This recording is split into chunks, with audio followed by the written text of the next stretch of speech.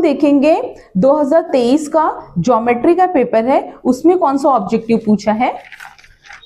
तो उसमें first question पूछा है, if A B C are side of triangle A square plus B square is equal to C square, name the type of the right angle. तो हमें ये equation से ही समझ में आ रहा है कि क्या होता है, दो साइड के स्क्वायर का addition is equal to third side होता है। तो ये कौन सा बेटा, पाइथागोरस थ्योरम है। और पाइथागोरस थ्योरम में कौन सा ट्राइंगल आता है, तो राइट एंगल आता है। तो इसका जो राइट आंसर है वो है राइट एंगल ट्राइंगल। अब क्वेश्चन नंबर सेकेंड है, chord A B C D of the circle intersect inside. Circle है, उसको इंटरसेक्ट क्या कर रहा है, अंदर की तरफ कर रहा है, इनसाइड कर रहा है। Circle at the point E, if A E is equal to 4, E B is equal to 10, C E is equal to 8, then find the E D.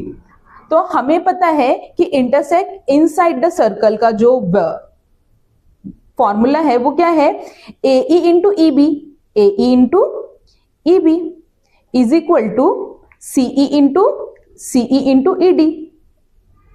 Okay, A E का वैल्यू हमें दिया है 4, into E B का value भी दिया है 10, CE का value क्या दिया बेटा 8, और ई डी हमें फाइंड आउट करना है। मल्टीप्लाई, ये 8 क्या है इधर मल्टीप्लाई में, इक्वल के इस साइड क्या हो जाएगा, डिवाइड में आ जाएगा, E D.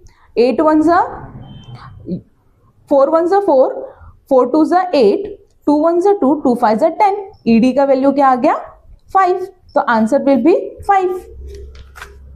Then coordinate of origin are dash.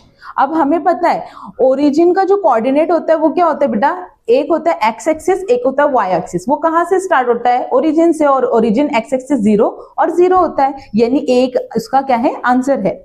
Fourth क्या है, if the radius of the base cone is 7, height is 25, radius बोला यानी r है ये, और हाइट बोला यानी ये h है। ओके, स्लैंट हाइट पता करना है। अब हमें स्लैंट हाइट का फॉर्मूला पता है, L square is equal to R square plus H square. R square यानी 7 का स्क्वायर प्लस एच स्क्वायर 24 का स्क्वायर।